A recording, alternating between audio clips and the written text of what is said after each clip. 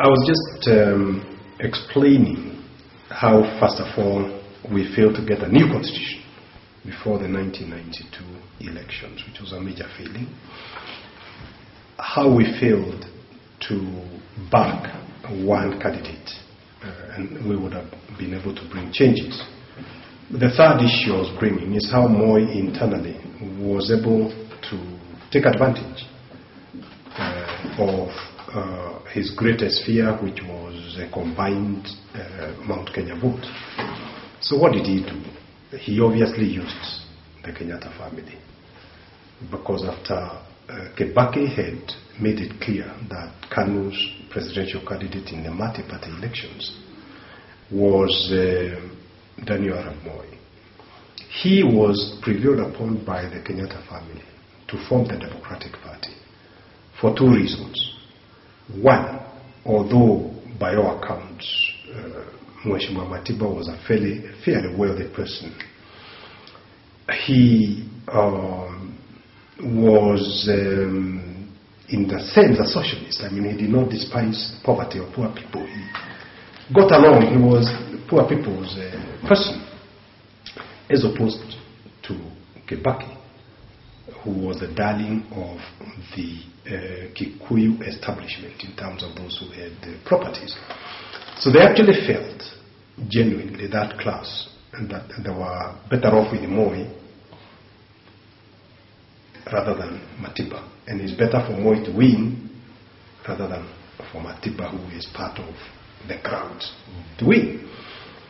And if you want to see evidence of that, look at, first of all, then Kibaki is prevailed upon to use, to form DP. What does Moi do? He then encourages, the establishment was supporting Kibaki in accessing Meru, in accessing Nyeri, of course, in accessing Embu. So that it is on record that the time that Matiba attempted to go to Meru, he was actually stopped at Timau. He had to spend the night there. But Kibaki was given a free hand there. When Matiba tried to go again to access Meru through Embu, he was stopped at Rupingazi, and he had to spend the night there. So Moi's idea was that the voting bloc from Nyeri, from Kirinyaga, from Embu and Meru should go to Kibaki. That remains the DP's bedrock of support, so as to split the vote. And this has got some relevance to what is happening today. Because if you go back into history, the people who were nationalists, the Kikuyu nationalists who really fought for independence, in fact initially they were fighting for land, Jomo was not part of it, and he became part of the struggle almost by default, because a person that the Kikuyu nationalists wanted to send to Britain to go and present a petition about the unfairness of land grabbing by the Mzungus dispossessing the Africans. They wanted to send Buta, who happened to have been transferred to Kampala. In those days, any African who got educated, got a job in the post office or the railways, or became a court interpreter. When Buta was working for the post office and had just been transferred, and he said, look, I can't go because I can't get permission to go. The only other person I know with King's English is Johnson Kamau. And this Jesse Kamau and the others came to Johnson Kamau to request him whether he could go to England to take the petition. That time, Jomo is a meter reader with the City Council of Nairobi. What does he do? He takes out his pen and paper to calculate his emoluments with the City Council and tells these nationalists, if you can improve on what I'm getting, I shall go. Which they did. They had to get money and pay him. But without getting into too many details, that is why, in fact, the Mau Mau War Council had already sat and passed the death sentence on Jomo. They were going to execute him as a betrayer on the Mau Mau. He was saved by the meeting that was held in Kiambu, Kirigiti, where he denounced Mau Mau. The meeting was presided over by Sir Evelyn Baring, the governor. And as it happened, the other person who had attended the meeting was Senior Chief Warohio, the father of my former partners, George Warohio and Sam Warohio. And going home, the Mau Mau were fairly brazen. They had blocked the road, and they shot him dead. And immediately the following day, Sir Evelyn Baring, who had been being warned that these Mau Mau were becoming impossible and he was ignoring, he declared a state of emergency. And he assumed that Jomo was the leader of the Mau Mau. After all, he was educated, he'd been to Britain, when he wasn't. And now, the accident of history, everybody governized on him as the leader of Mau Mau. Of course, he was a very intelligent person.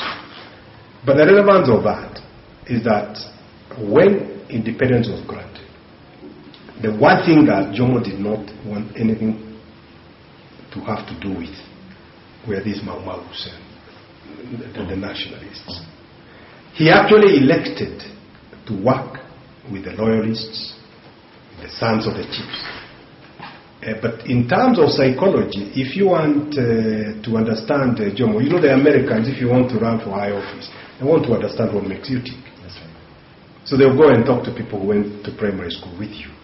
Jomo was very intelligent. He came from a very poor family, but he had a complex. He always felt he should have been born part of the chiefs, the sons of the chiefs.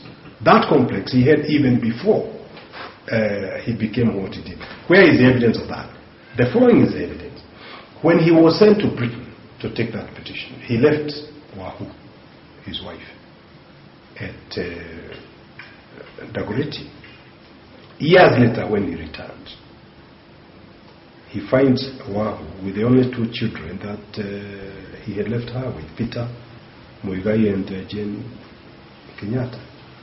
There are no birth controls in those days, and if you've left your wife for years and you come back and it's just the children, I mean, what further evidence of a faith or if do you want? But what does he do? He spends the whole day receiving delegations in Wahu's house. Midnight, he takes his car and he goes to Senior Chief Koinange's home to ask that he should be given accommodation there. He doesn't sleep in his home, and of course, because he was not the same age group with the Senior Chief Koinange, he could not, in accordance with the custom, be allocated one of the wives to keep him warm during the night. He was given one of the daughters, the mother of Jane, who was married to Udi and who died in childbirth. Okay? Why would he go to look to be accommodated for the night in Senior Chief Koinange's home when he's got a wife that is this urge to be next to the chiefs? And years later, when he feels he needs a wife, how come it's only in Muhoho's, Chief Muhoho's home that he now finds another wife? These are indications of a person who had a complex and who wanted, he should have been born among the sons of the chiefs. So it is not any wonder that he completely left these nationalists and started denouncing them, as everybody knows, and completely went to bed with the sons of the chiefs and what have you. Now, the other consequence that we are paying today is that the land that had been fought for and so many people had died for, if you can get these statistics from Dr. Karuti Kanyinga.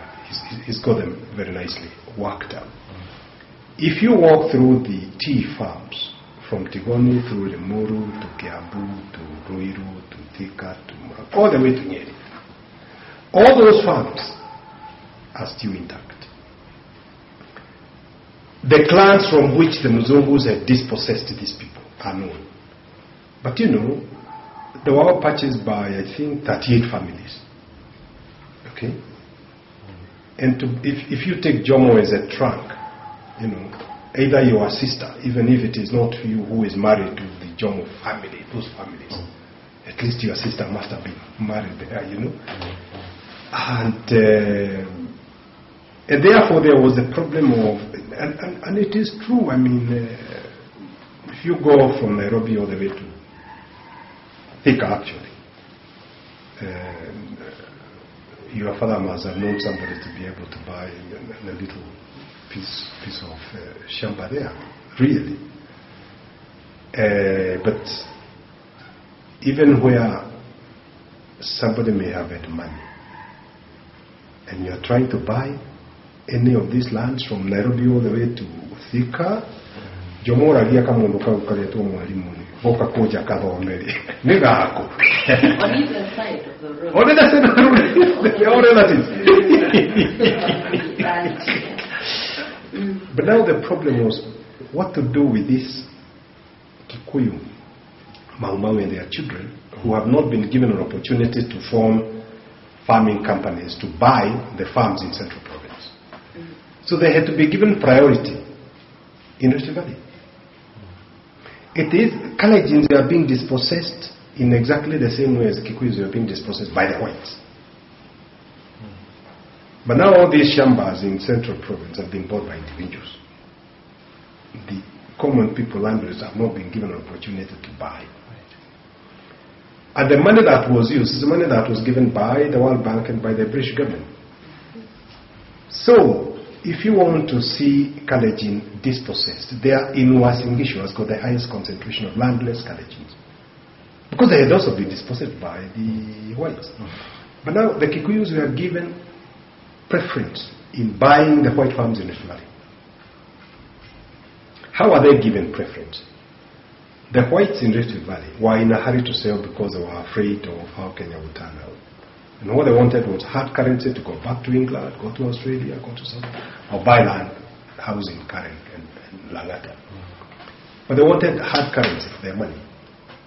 And the hard currency, to get the hard currency, you need the signature of Jomo and Duncan Ndegwa, the first governor of the Central Bank. So when Moi organizes the colleges to buy land in Rift Valley, even 6 months you pass before approval is given.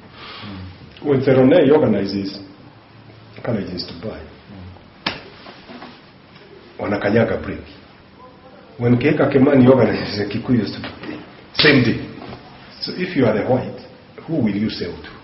And all your interest is the hard currency. Now these are some of the historical injustices that need addressing. And what I tell the Kalenjin myself is that they are targeting the wrong people. Because the Kikuyus who bought land in Rift Valley are the poor people. The Mau Mau and their sons in Horaview. The wrongdoing was by the Kikuyu leaders, Jomo and company, not by these innocent people. So what is the solution? If we were to accept that there was this historical injustice, there's still a lot of land in the hands of multinationals in Rift Valley. There's still a lot of land owned by now the black whites, who we know have got more land than the people. So if some fund could be set aside to buy these lands in the hands of Wazungu Weusi and from multinationals. Now the landless Kalenjin this time round can be told this is yours, but you buy the same way that the Kikuyus. We are buying. And if we can translate into law and a constitutional amendment, an accord between Raila and Kibaki, why can't we now translate that settlement of acknowledging that historical injustice and how it has been resolved into an act of parliament or even a constitutional amendment, so as to say from now on it's willing buyer, willing seller, and we close that chapter. But these are some of the issues that have to be addressed, because as long as the Kikuyus are saying we bought without acknowledging this historical unfairness or rather favoritism, the grudge by the other side will always be there. Anyway, the point I wanted to make is that Jomo is the one who set up this path towards the creation of two societies within the Kikuyu community. Because in 1964 he appointed Duncan Ndegwa to chair that famous Commission that recommended civil servants to run businesses. Now, first of all, the civil servants were the sons of the chiefs, a few educated people. So they started amassing wealth by stealing from 1964. They then also indulged in land grabbing from 1964. Moi just went overboard. And that's how we created a majority of very poor people without any economic prospects for a better life. Because a lot of companies, you see insurance companies, banks and what have you, is money laundering by this class that has been stealing. Because a lot of their wealth is not from hard work.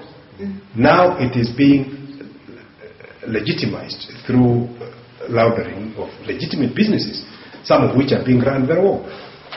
But this is the historical circumstances that cannot be denied. And this gave birth to such antisocial outfits, Mogiki, rooted in historical injustices, rooted in corruption, rooted in colonialism, favoritism, and people just continue to grow richer and richer without an imaginative management of the economy that would create prospects for improvement on individuals. And these are realities that we need to live with. Now, to go back now to 1992, it went the way it did. We did not have a new constitution. That became even more apparent in 1997, when again we had done a lot of pushing to get a new constitution. At Ufungamano, the NCEC. And we nearly succeeded, because the church, the civil societies, the politicians, we were all together demanding a new constitution.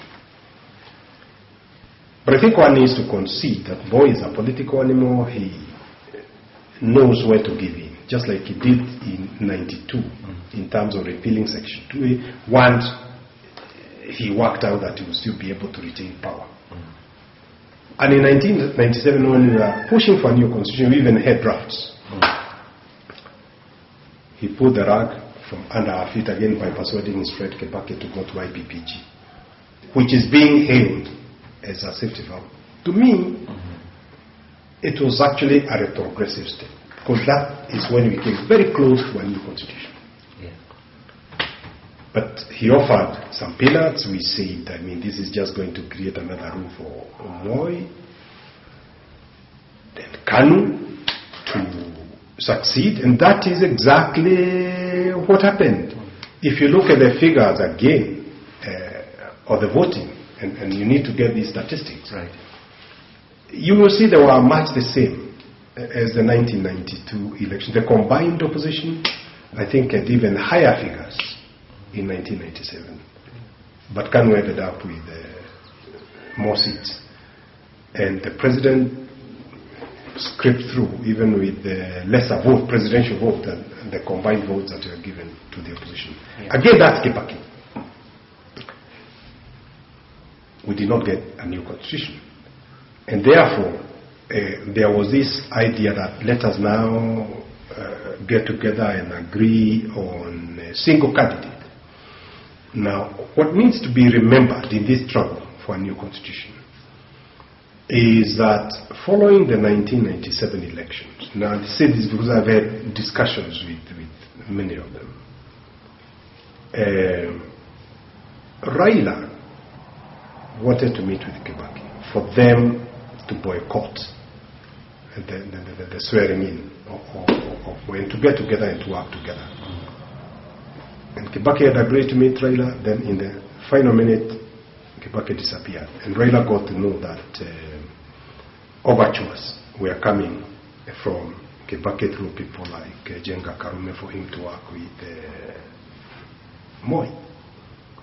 So Raila moved like lightning speed and struck a deal with Moi and started working with Moi. Cooperation. Now, when we are now building up towards bombers,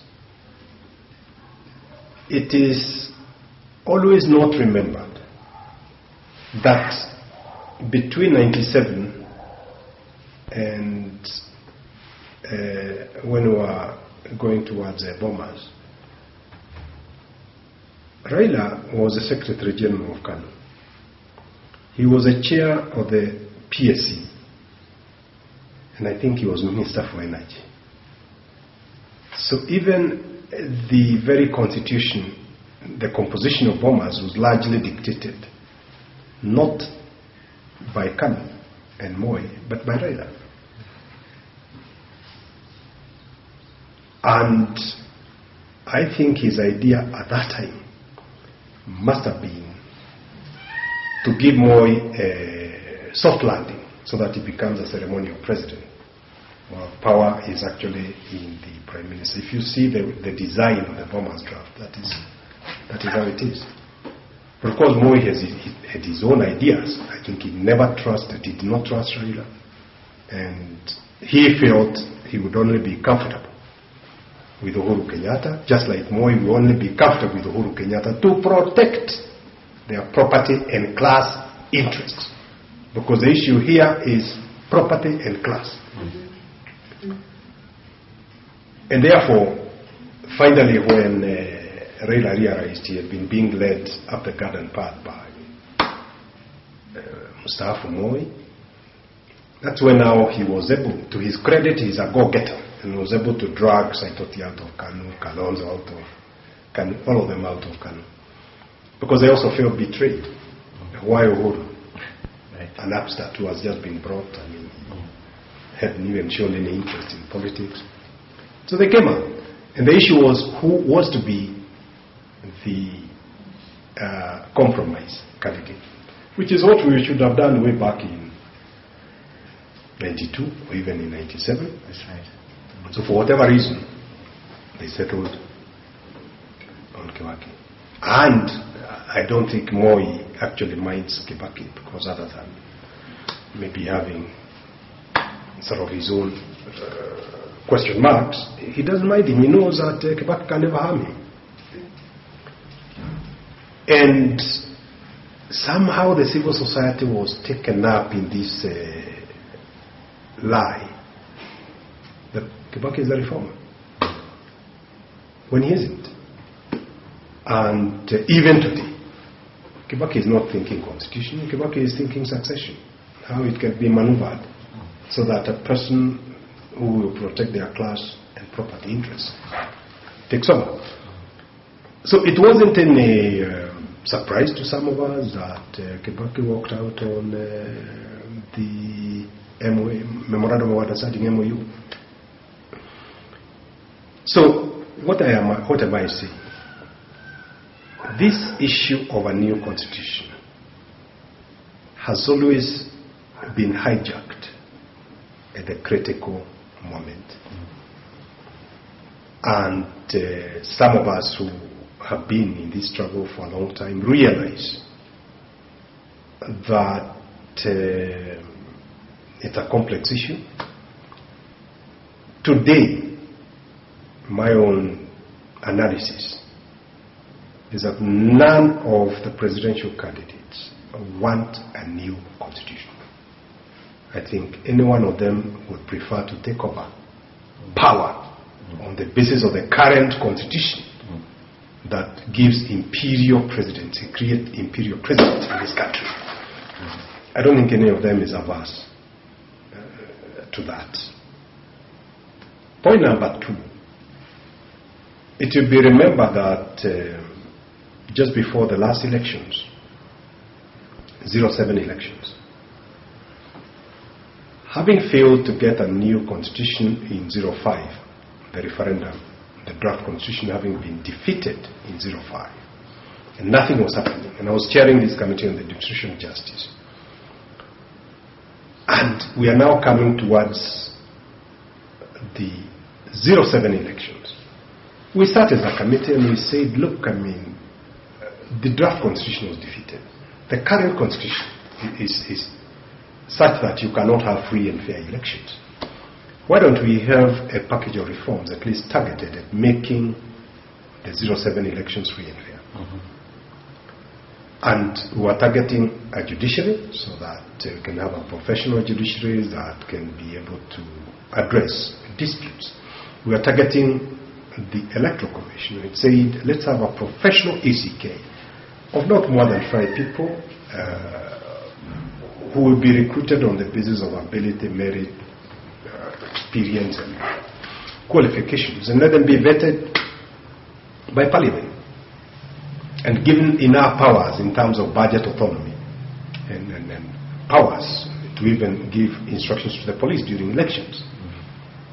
We are targeting 50 plus 1 because let's talk about it's a presidential system. While we wait for a new constitution, at least this should be there. And if those reforms had been effected, the mayhem we saw would not have occurred. There would have been a runoff and a clear winner would have emerged in broad daylight. So the losers will not have had an excuse for the killings. But when you've got a situation where a presidential candidate is the one who is handy-picking the commissioners, even if that candidate wins, particularly when the elections are hotly contested and narrow margin, the losers are not going to accept. But now they said I was fighting Kibaki. Now look at the consequences. In fact, although Ocampo is talking about people taking criminal responsibility, not political responsibility, but if truth must be told, if we ourselves as Kenyans have to start asking who is going to take the political responsibility for the mayhem, Kibaki must take a large measure of that responsibility together with Mother Karua and the people around Kibaki, because they're the ones who blocked that package of reforms which would have ensured the holding of free and fair elections. And they're very, very stubborn about it, even when people are pointing out this as... Yeah. In fact, it is worse than that, Mwalimu, because I went out of my way and I had on a one-to-one meeting with people like Ruto, people like Kalonzo Musyoka, people like Raila. And I remember Raila asking me, are you sure Kibaki wants these reforms? I said, but I have looked at him straight in the eye and he is supporting. So, and I was completely taken in. In retrospect, he was just being smart because he wanted us to occupy ourselves with those reforms. So even when we said we don't want Mother to preside, he said, let the vice president preside over this. But he was leading us up the garden path. He wanted to buy time so that we go near the elections and he disbards those efforts, which is what he did. So political responsibility has to go to him and to Mother Karua. Now, where does that lead us? Elections were held, people were killed, many others were displaced, there was a lot of suffering. My beef with the international community is that when you now analyze the accord, it is often now overlooked that the two players were only concerned with Agenda 1, 2, and 3. Agenda 4, which is about the new constitution, which is about punishment of the offenders and all of you, and setting up these commissions. This agenda was initiated by the civil society. And I think that tends to be overlooked. And as soon as these people agreed on the power sharing, they started paying lip service to Agenda 4. But what is the other consequence of all that in terms of implementing Agenda 4? If you go back to realizing that we've never had a new constitution other than the repeal of Section 2A, few amendments that have gone some way, but we've never restructured the institutions of the one-party dictatorship. Because, by the time we were coming to 1988, I as a lawyer was saying that what we have in Kenya is a constitutionally legalized dictatorship. Because, the president of Kenya enjoys more power than the president of the United States of America. And therefore, this imperial presidency is what has encouraged and nurtured corruption and incompetence and ethnicity, and, organizing people, and human rights violations. Human rights violations. Because you've got to silence people.